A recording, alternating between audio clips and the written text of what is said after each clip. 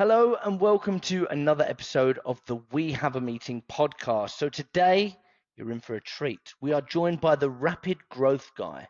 So who is he? He's responsible for 5 multi-million-dollar business success stories. Forbes call him the real deal. Global gurus list him as a top 30 sales professional, and Selling Power magazine just named him their 2023 sales kickoff speaker of the year. So some real accolades. So he's the best-selling author of the Introverts Edge book series, which has sold over 100,000 copies and has been translated into 15 languages. Today's guest is going to leave us with so many takeaways when it comes to sales. It's Matthew Pollard. Matthew, how are you? Mate, I'm ecstatic to be here. Thanks for having me on. No worries. Good stuff. Well, thank you for joining us. I know that you are busy when you're not doing your sales kickoff. So we start the podcast with the same question every time. Who are you and what problem do you solve? So I guess the best way to segue into this is who am I versus who I should have been? The answer who I should have been would be probably a moderately happy data entry person.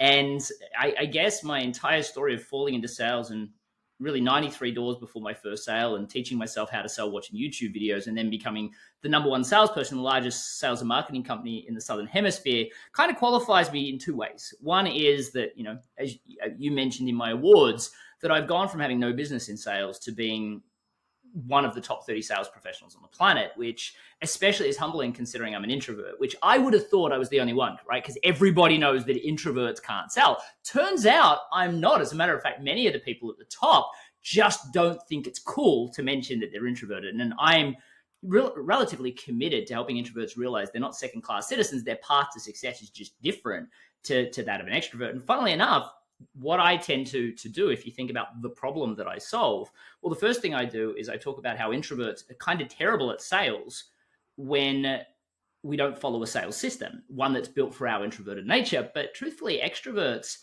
are terrible at sales too when it comes to not following a system some of the time, because we all experience their roller coaster ride of selling.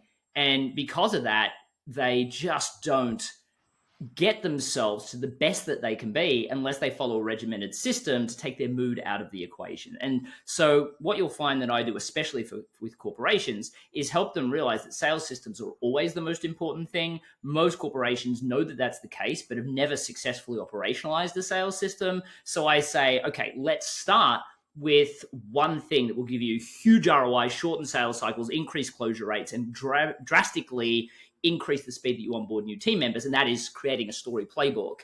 And then from that, moving straight into small business, it's the same thing. You don't want to start with a big sales system, but there's a lot you can do before you even get to sales that really allows you to create growth. Well, we're definitely going to come back to digging into those systems because that's something that I know me and Zach are going to geek out on. But let's just go back. So you should have been a lovely data entry man, but you didn't. You're now who you are, Matthew Pollard, the rapid growth guy. So where was that crossroads in your life? Like, how did you fall into sales? And talk me through that story. Yeah, absolutely. And I think one of the points that I should make first is, there are a lot of introverts that don't want to be in sales. And there's a lot of introverts that don't want to run their own businesses. And good for you, right? Like, I'm not saying that anybody needs to be in sales. I will say, if you're undergrad qualified, sales has a tremendous ability to earn money that you may not be able to get if you're not in sales. But for a lot of people, they don't want to have their own business, i.e., they don't want to sell, but they would like the flexibility and have a business that revolves around them, their family, and their life, where they get to do things their way. The problem is that a lot of people feel like everybody's saying if you don't own your own small business, you're really not living up to your potential. And a lot of introverts just want to be writers. They just want to be coders. They don't want to have one of these business leader jobs, sales jobs, business ownership jobs in a lot of cases, but where they have to be the leader otherwise.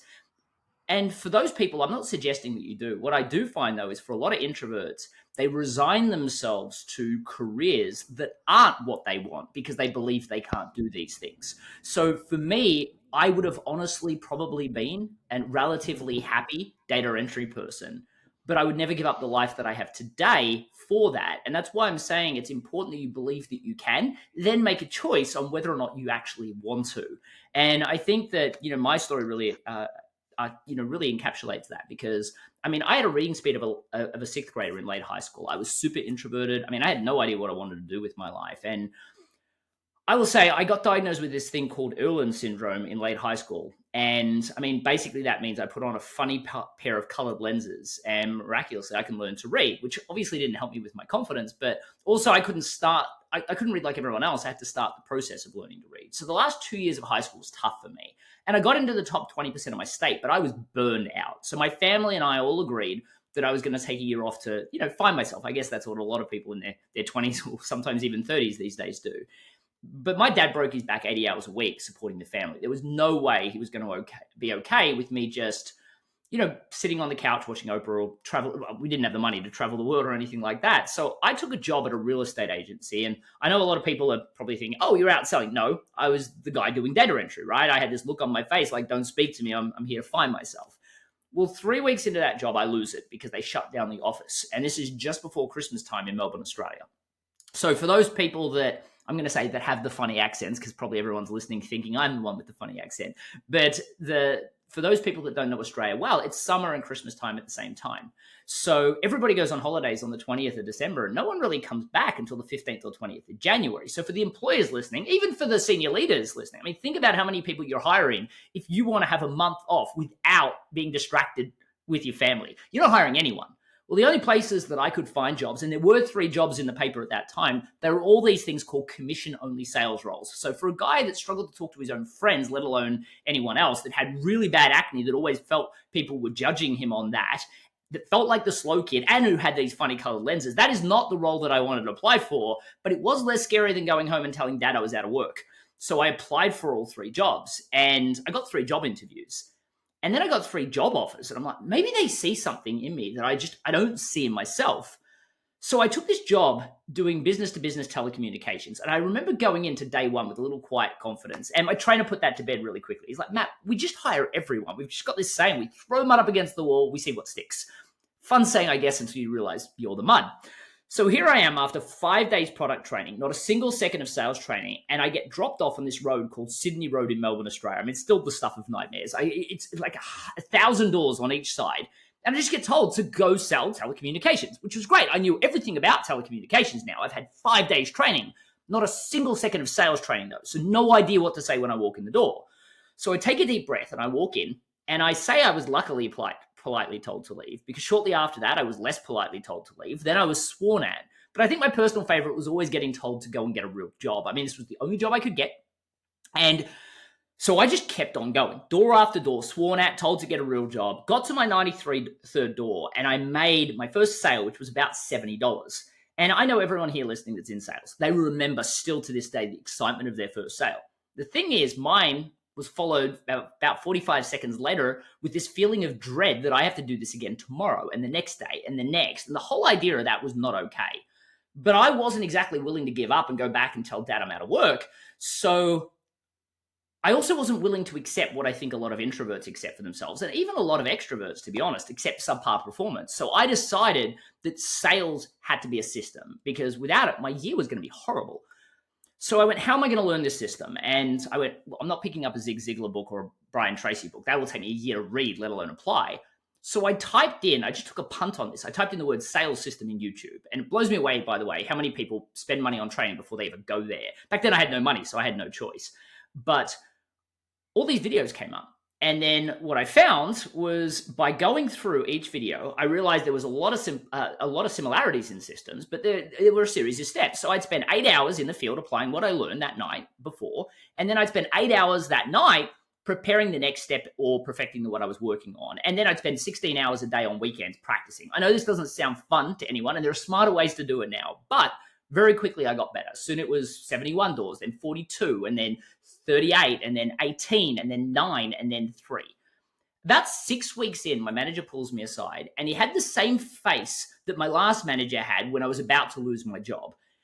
And I thought I was about to get fired, because I was the quiet guy that handed my paperwork in downstairs, didn't really talk to anyone. And he's like, Matt, we're kind of blown away by this. We just got our national sales figures, which back then they just got them once a month. And it turns out you're the number 1 salesperson in the company, which, as I said, turned out to be the largest sales and marketing company in the Southern Hemisphere, which was exciting for a second until they gave me this next daunting statement, which was, if you can sell, you can obviously manage, which is the most ridiculous thing in the world. I don't know why people think that. And I was like, I have no idea how to manage. I'm scared of my own shadow. I could do it like in a private area, but when I'm talking to someone, they're like, no, run up against the wall. We'll give you 20 people, see what sticks. Everybody quit within 24 hours.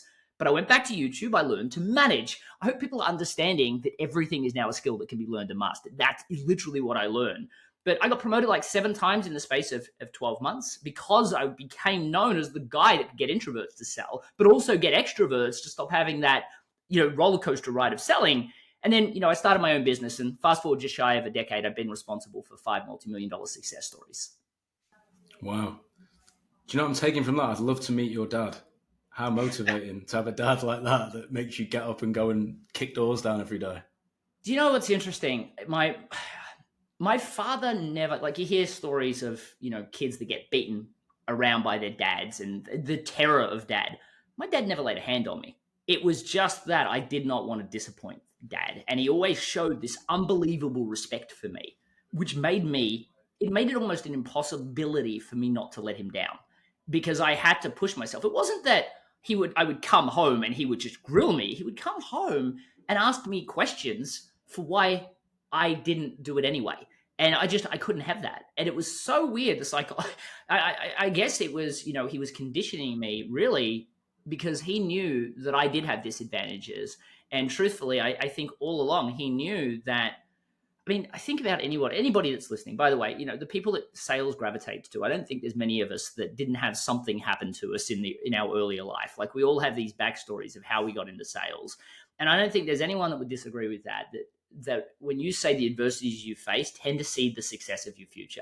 The people that find their way into sales, a lot of times the world did not work for us, and therefore we found our way into sales. Now, that may be because we were the loudmouth extrovert and we wouldn't listen to our teacher, so we didn't do too well. Or perhaps you were the slow kid like me that just found your way into sales by luck. And truthfully, that's why I'm so passionate about this, because I feel like a lot of people that find their way into business, they're running their own businesses. The same is true, but there's lots of people that are career professionals that could be running their own businesses, could be the leaders in their organizations, could be Zig Ziglar was an introvert, for crying out loud. Like, if you think that you're introvert, poor Johnny's an introvert, he can't sell or manage. Are you kidding me? If Zig Ziglar can be the most well-known sales trader, sales leader on the planet, what is our excuse? And what is our leader's excuse for accepting subpar performance? And the answer is simple. If you accept that introversion is a barrier to success, then you're always going to accept subpar performance. If you just realize that it's a skills gap like anything else, I mean, some might say extroverts aren't the best listeners. They aren't the best people at empathy, but they understand those are learnable skills. And worse, HR does too. But for introverts, poor Sarah's an introvert. We just can't teach her how to sell, or we can't put her in that leadership position. And I think that was really coming back to my father. That was the thing that I think he never accepted, that limitation was even a real thing. It was always, if we go back 3 generations, my grandfather worked in a mine in Wales, right? In the UK. I mean, Wales is usually the butt of the jokes in a lot of English humor. And then the next generation, my grandfather worked in a factory. My dad was the first to get a degree, but he was an industrial chemist, and I was the first entrepreneur. Like, the thing is, we live in this world where technology is advancing so much, where people's belief in human potential is advancing so much. It's almost an embarrassment now that we believe that introversion is a disadvantage. It's just a skills gap. Yet there are so many other things that are so far more important and so much harder to overcome. Yet introversion still seems to be this line that we feel like, oh no, that's a wall that nobody can get through. So let's get into that a little bit more then. So let's say if you're employing a sales team, and you have in the dock of people you could hire, you've got your extroverted, gift of the gab salespeople that are the cliche salespeople that you could bring in. Or you've got the introverted, interesting background kind of people. What are the pros and cons of both? Well, the way you frame that question implies that I'm probably going to do some extrovert bashing, which I absolutely am not going to do, right? Right? You've got this cool introvert and then that kind of usual cliche. Cliche extrovert. Yeah. So let me frame it this way. So we all have our burdens to bear. And a lot of times when I do sales kickoffs, I talk about storytelling. and how storytelling can shorten sales cycles, increase closure rates, and drastically reduce the time it takes to onboard a staff member. Because think about stories, like you can inherit 30 years of experience by learning one story. And if you're, oh, well, I don't have any stories, I just started. Well, that's not true. Your organization's got decades of experience. Changing the word "I worked with a customer" to "we worked with a customer" means you can inherit that story. But what's interesting is the cliche salesperson, if you like, goes, well, no, I prefer to tell it my way. What they're saying is I can't be bothered learning it, and I prefer to just wing things. Well, that's not going to create a predictable sales methodology for you. But the thing is that they need somebody that is going to tell them, inspire them, that learning this story, the pain is worth the gain. The same is true for the introvert. They don't believe, I mean, who's going to train hard for a marathon? They believe that they've got no chance of winning or even placing or even finishing. So for an introvert, it's different. They need to be inspired that as an introvert, they can. And so what's really interesting is I stand in front of groups and I will talk about the fact that we all have our burdens to bear. But the difference is that, I mean, Brian Tracy, the biggest extrovert on the planet, will say that the top 10% of all sales performers have a planned presentation. The bottom 80% will say whatever comes out of their mouth. And of course, the extroverts sit at the top of that. The introverts sit at the bottom. But Jeffrey Gittermore, who's a good friend of mine, he's a big extrovert as well. And I was on his Sell or Die podcast. And for the listeners listening, you should definitely check out our episode because I think he interviews people for like 20 minutes. And we were like an hour and a half gas bagging. I'm not sure if gas bagging is a word they use in the United States, but it just means talking on and getting into all these different. It was more like I was sitting over coffee or having a beer and we were just, getting along and chatting. But he said that, he was a great salesperson, a great gift of gab salesperson, but he couldn't train a soul. So if you're thinking about getting into sales leadership, he couldn't train a soul because he just winged things. And it's really hard to say, hey, Zach, it's easy, just do this. When it's winged, like how does somebody learn that? So if you think about your sales team, statistically, at least around half of them are going to be introverted that can't follow. And a lot of the other extroverts have different personality gifts, in which case they can't copy it your way. So all you're doing is basically hoping that you get a load of shining stars that aren't really even loyal to you. Like, why would you want to hire a bunch of people that are like, it's because of my big personality that I can take anywhere. I'm a soldier of fortune. I don't care about your product and your employment. I can take it anywhere. Now, sure, that changes when they get to 50 and realize that their energy levels are going down. And now they don't want to leave, but they also don't want to do the work. And they're hoping their tenure supports them.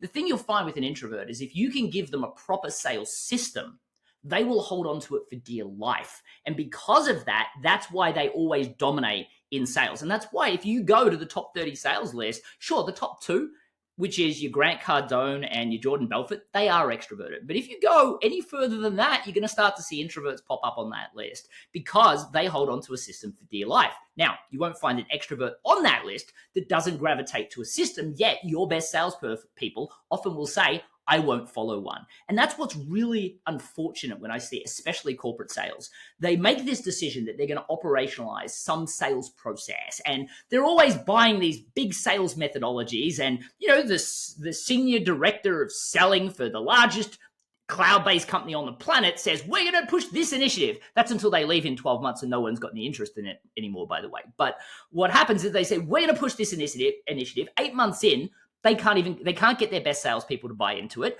They can't get their lower performers to buy into it because they still feel that sales isn't really for them. So they're kind of phoning it in. HR's not really pushing them. Sales leaders aren't pushing them because they accept subpar performance. So what I always suggest is we need to reconstruct how we do this. So the first thing I always suggest is that story is the easiest thing to learn. It's the easiest thing to operationalize. And by the way, most of your best salespeople are still using fire hoses of information mixed with communication razzle dazzle, right? The razzle dazzle is not copyable, and the jargon they throw at their customers isn't helpful. It overwhelms the customer. For the extroverts, the solution specialists, they're just using jargon. No wonder they can't buy. The customer these days is becoming much more educated, and the introvert doesn't like to be questioned. So it ends up a fight. And that's why, especially in consensus sale now, there's no relationship there. So story fixes all those problems. Story, firstly, people remember up to 22 times more information. But more importantly, it stops you throwing a fire hose of jargon at people because it has to be specific to the story. So it's more memorable. People are more likely to walk away feeling like they've got a connection with you as well because story activates the reticular activating system of a person's brain. So if you're an introvert, using a story. It's why when I do sales kickoffs, the first thing I do is walk up and tell a story, because I'm still to this day nervous. I stand in front of a couple of thousand people and I am nervous. But when I get on stage, I have this structured line that I say, and then I get straight into a story, and I feel myself at ease and everybody in the audience at ease, because the reticular activating system of everybody's brains is synchronizing, and it creates artificial rapport. For an introvert, this leads to us being able to create super deep rapport. For the extrovert, trust me when I say this, your artificial rapport doesn't stick with them like a story does. They may think they liked you, they may think that they developed a relationship, but it's not deep enough. Story actually fosters a much stronger tie, plus they remember what you said afterwards. And it means that you can leave some of that razzle dazzle at home, which means if you ever want to get to sales leadership, it's actually teachable. And then more importantly, story short circuits the logical mind. You speak directly to the emotional mind. So, by the way, the difference is, especially if you're doing cold call, the logical mind's like, that won't work for me. My situation's different. I don't have time for this. In sales, send me a proposal. That was too complicated. The emotional mind, when it hears a story, short circuits that part of the brain, goes straight to the emotional part of the brain, literally goes story time, assumes all the detail as fact, and listens for the moral. And if the moral is we work with someone just like you, and we got them to an amazing outcome, they'll see that you can do that for them as well, because they now have seen, they felt that tangible application of what it is that you do. So when I look at corporate sales teams specifically, I find that, gosh, the reason why nothing changes is because it's too Herculean an effort. Firstly, they're trying to use sales systems. Half the audience believes that sales systems are only for extroverts. The ability to sell is only for extroverts. So you have to embolden the quiet achievers to believe that they can, which is where an introvert, extroverts can get people to believe in themselves too, but they feel a lot of times it's embarrassing to even, a lot of them, are, even introverts, are embarrassed to out themselves as introverts. So you need to get everybody on board to believe that they can. The extroverts have got to listen. The introverts have got to believe in themselves. You then need to remove the burden of an entire sales system that's going to take a year to fail to operationalize, and pick one battlefield and win on that battlefield. Make it super easy, create a few stories, get everybody to get to an ROI by using those stories. Don't just write them, but get them to change their behavior and use them. Get that ROI and get them to invest some of that return on investment in time saved, money made, because nothing's worse than the time lost from deals you don't close, into the next steps in the sales process. And then all of a sudden you create this tidal wave of continuous improvement inside an entire organization. What I find is that leaders usually sit in two buckets. One, and this is really interesting, when I spoke at the AAISP, which is the American Association of Inside Sales Professionals. Yes, very long name. But think about the detail, the people that are in this room is the best in the business of every major tech company, every major airline. Think about oh my gosh, if I was in sales, I'd love to work for that company. They're all there. And I did a survey. So I did the whole, global conference, and then I did a leadership retreat. And before the leadership retreat, I asked this simple question: are you an introvert or are you an extrovert? And it was just a text field response, because I wanted to see what came back. And you would be blown away with how many people said, I don't know. That's not scary compared to the people that said, oh, I was introverted, but don't worry, I'm not introverted anymore. Or, oh, I'm a recovering introvert. Like it's a disease. The thing you've got to understand is, if you're a leader that thinks that way, think about how you're treating your introverted staff, even as an introvert yourself. You can't change who you are. Introversion is just where you draw your energy. It has nothing to do with your ability to sell. As a matter of fact, I believe introverts have the edge just because they'll hold on to a sales system for dear life. The problem is that the extroverts believe their introverts can't sell and see it as a disease that they have to recover from. And even some of the introverts won't admit to inspire their own introverted team because they were embarrassed that they were, and they believe they now aren't. Well, let's get into the nitty gritty then, because I want the audience to be able to take something really tangible from this. So you talk a lot about procedures and strategy. I read online about a 7-step strategy. So somebody that wants to get good now, they're here, they're watching you on YouTube, they've got their notepad, and they're going to their commission only job tomorrow. What are the 7 steps? What do they need to be doing, Matthew? So let me frame it this way. So firstly, while I should probably, trumpet my 7-step process, the truth is any systematic process for sales will allow you to get to success. What I find is most people don't follow systematic processes. What they do is just wing what they do. So let me say this, my publisher's going to hate me when I say this, but you don't need to buy my book to get my 7 steps to a sale. Like if you literally go to the introvertsedge.com, you can download the first chapter. Firstly, if you're an introvert, it'll convince you that you can sell as an introvert. As a matter of fact, you're amazing at it. But then what I say is this, if you grab what you currently say and put it under those 7 steps, you'll quickly realize a whole bunch of stuff doesn't fit.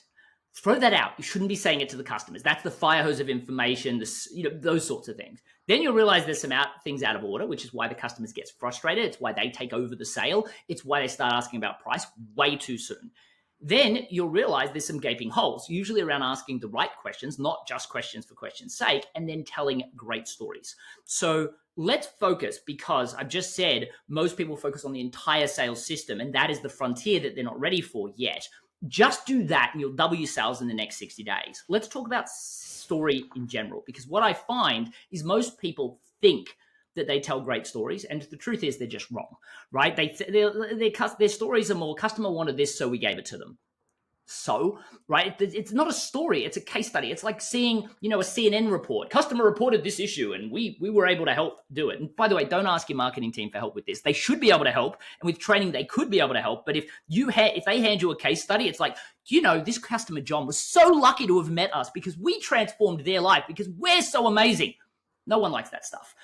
What I'm talking about is a story should be more like a theatrical masterpiece. And actually, think about the story, for everyone listening, think about the story of how you met your husband, wife, life partner, right? Think about the first time you told that story. It was a little bit more bulky than it should be, and you noticed that because people's eyes glazed over and you stopped telling those parts of the story.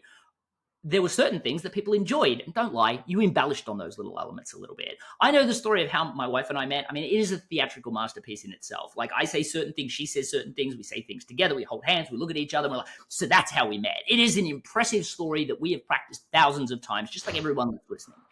And that's the way a business story should be. The problem is, most people, if they focus on it at all, it is a case study. So let's break down what that looks like a little bit. So I believe that stories fit into 4 quadrants. You have the first part, the identification of what the problem is or what the objection is. You then have the analysis and implementation piece. Now, the analysis and implementation, by the way, is usually where people spend all of their time. I'm going to suggest you spend 20% of your time at the most in that space.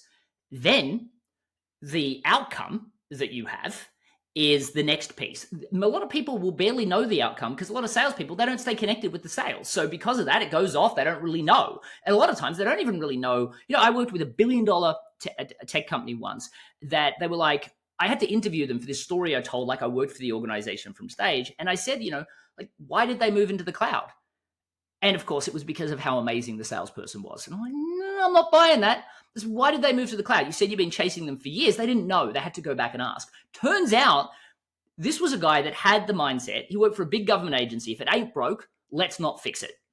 Okay, well, that was fine right up until the server crashed just before the holidays. And it was Christmas time and they couldn't run payroll. And 2,000 people were like, David ruined Christmas because we can't, get our salary. And he had to keep all of his team in over the Christmas holidays so that he could get everyone paid before New Year's Eve, while probably everybody worried about losing their jobs, right? So firstly, you need to attach a real person's name. First name's fine. If for those people in highly regulated industries, change the name to protect the innocent if you need to. But the thing that you need to understand is the real problem up front is more than just they had this ROI issue. And the outcome is more than just they had this ROI outcome. And then there's the moral of the story, which is, I would suggest, about 10%. Because if you don't imply specifically what they need to take from it, everybody considers things differently, right? Depending on whether you've had your morning coffee or not, your perception can be different. Whether you've had a fight with your husband or wife, your perception can be different. Your upbringing, your cultural background, everything is different. Now, notice that I've said 20% for breaking out the implementation, which is where you want to spend most of your time hitting them with jargon, and 10% for the moral. That's 30%. Notice that the other 70% isn't talked about because we're talking about the beginning state and the end state for the customer. Now, here's what's key. To talk about beginning and end state, I say 35% in both places, but not the way you would think. You've got to understand there is a real cost of a problem, an opportunity cost of a problem, and an emotional cost of the problem. And all three must be discussed at the beginning and the end to really have a paradigm shift within the customer's mind, which, by the way, statistically proven, if you can give a customer a paradigm shift, you get untold loyalty that you just don't get with discounted prices and great customer service. So let's talk about how to break those elements up. And the best example I can give you is years ago, I started your equivalent of a college, and we decided, and for those people that don't know the value of niching and creating a unified message that separates you from everyone else, gosh, you're making sales harder for yourself than you need to. But we decided that we were going to work with just tradespeople, and more specifically, we started with just electricians.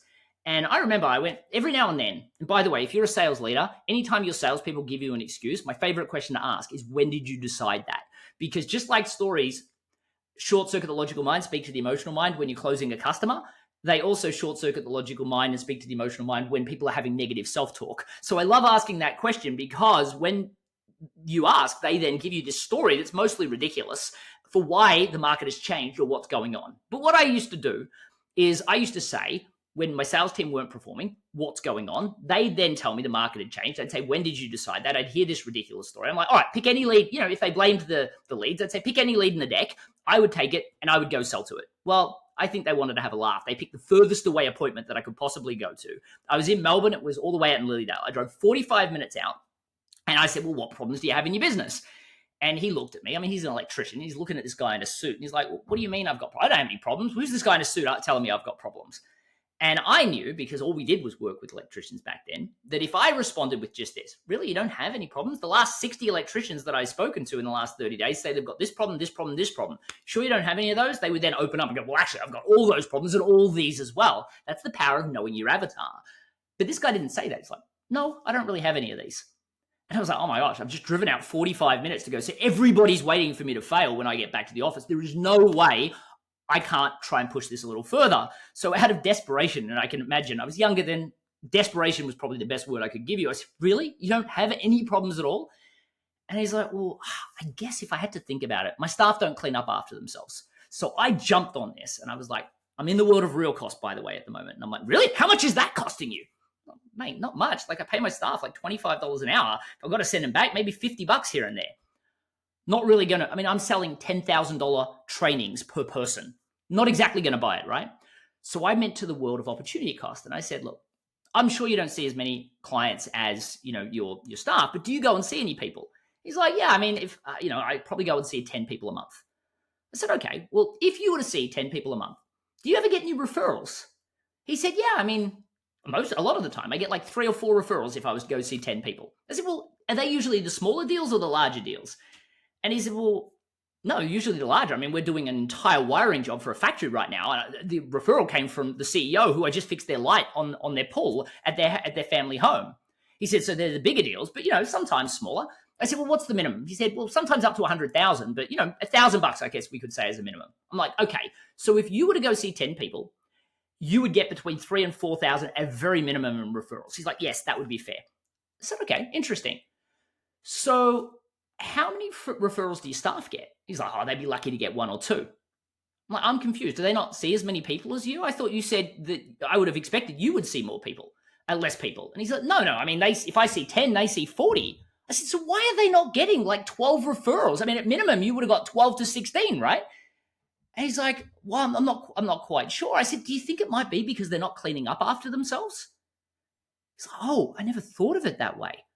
I said, so let's think about it this way. You make about $1,000 worst case off referrals. If you were seeing 4 times as many people, that's like 12,000 at a minimum in referrals.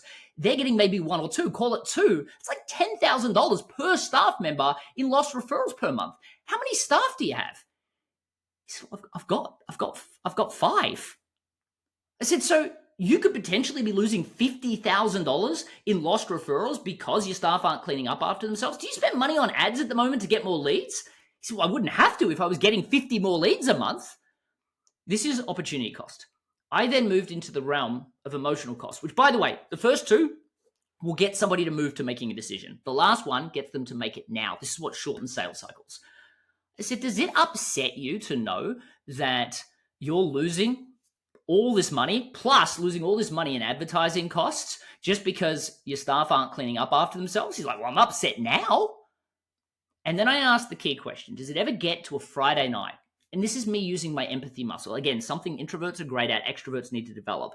But I used my empathy muscle, and I imagined that this guy must be getting phone calls on a Friday night for staff not cleaning up after themselves. And I said, does it ever get to a Friday night? You get a phone call from an irate customer. Somebody hasn't cleaned up after themselves. You can't get the staff member on a phone, so you have to go. It's like it happens all the time. As a matter of fact, my wife and my daughter aren't talking to me right now because I just missed her dance recital. But what was I going to do? I got a customer call, like one bad review on Yelp or Google. Doesn't matter how much I spend on ads. That's going to burn me. So yes, I went out. Now think about how much he wants to change this problem. It's costing him the cost of the trainings every month, and his wife's not talking to him. His daughter's not talking to them. That's why he purchased right away. Now, at the end result, right, the implementation is they did customer service training. Who cares? The outcome was they got about $37,000 in extra referrals. They kept spending money on ads, but they didn't really need to. But they grew into it. Of course, yes, they saved those little $50 in service fees, but he hasn't missed a dance recital or a kid's football game since. So what's the moral of the story? Sometimes the problems we don't see are the ones that are costing our business and our personal lives more than anything. Think about how that one story, got me more deals in every networking conversation. Any single telemarketer that would pick up the phone and call would tell that story instead of pushing for a meeting based on a logical proposition. And that's why we grew to the largest education facility, or the fastest growing educational facility in the country within 3 years. I mean, we had 3,500 students from a new school to 3,500 students in 3 years. One story. I believe most businesses are one story away from the rapid growth business they deserve, and most corporations may need one story per sales play, but they always overcomplicate it. So I say less is more. Pick one story, choose your battle, implement that into your organization, and then focus on a total sales system. It's a really, really good story. And it makes me want to ask you a question that we always ask when we get people from a sales background on. Do you think you can persuade someone, or do you think they persuade themselves? Where do you sit on that debate? I think the word persuade is a horrible word. I think that the definition, well, let's go back to the original definition of the word sales. The word sales was derived from the Scandinavian term to serve. And I believe in my heart of hearts that the best way to serve your clients, now, this has I will preface, if you have a product or service that you sell that does not benefit your client, don't even take my advice. I hope you fail. Truthfully, if you work for an organization that has a product that doesn't help their clients and doesn't care to change that, you should go work elsewhere. There's plenty of jobs available. But if you truly do, the best way to serve your clients is to get them out of their own way and get them to use your product and service to better their lives. And if you don't, there's a chance they'll meet with a salesperson that has a lesser product or service that then sells to them. So in my mind, you have, as a salesperson, have a duty of care to get the client out of their own way. In my mind, the customer doesn't want to be persuaded. The customer wants to believe in you. And that is your job. So if you want to use the word persuade, as much as I feel that the word persuade will disenfranchise a lot of people that feel that sales is missing a lot of authenticity, and I believe that we need to bring that authenticity back, then yes, the job of a salesperson is to persuade the customer to do what's in their best interest. Just like somebody that's sitting in a drug recovery center knows the person that's coming in doesn't want to give up heroin, but it's in their best interest to do so. I believe that most salespeople have the same responsibility. The problem is that sales is not about you as a salesperson. Networking isn't. Public speaking isn't. And because you make it about you, you feel like it has to be this contrived persuasion. And to me, well, that's the wrong mindset to have when you go into a sale. Truthfully, most products help customers. And I've worked with people in insurance that say, well, I just need to sell to anyone. And then you discover this passion for helping a group of people and they get explosive growth. So I would say if you feel like you're persuading rather than helping, you've got the wrong mindset. I'm not saying you're selling the wrong product. I'm not saying you're a bad individual. I'm saying you've got the wrong mindset. Beautiful. Beautifully put. Matthew, I feel like we could probably talk to you all day. There's loads more that we have, loads more we could have got over. We'll have to have you back if you would give us that honour. If people want to work with you, want to learn more about you, all across the board, from starting out salespeople to business leaders, where should they start that journey? Yeah, absolutely. So there are a couple of answers to that. So I would go to the introvertsedge.com. As I said, you don't need to buy the book. Just download the first chapter if you're an introvert, and I'll give you overwhelming evidence you can sell, and I'll give you that full 7-step process. If you should also check out the Introverts Edge podcast, because there are a bunch of introverts that are outing themselves. I have this thing where I try to get everybody that I know that's introverted, that is in one of these so-called extroverted arenas, to out themselves as an introvert. And, I put a ton of stuff on social media to really help people, grow, because that's how I learn. So I share a ton of stuff there as well. If, on the other hand, you are in a senior leadership role and you haven't had an introvert talk on your stage, trust me, I don't talk about introversion that much. Yes, I talk about my personal story, but no organization wants to hire the introverted speaker. It's why I talk about storytelling. It's why I literally got named by Selling Power Magazine as the Sales Kickoff Speaker of the Year because of storytelling. But don't get me wrong, I'm going to inspire every introvert in that audience to realize that they're going to dominate those extroverts next year. Amazing. Thank you so much, Matthew. It was my pleasure. Thank you for having me on.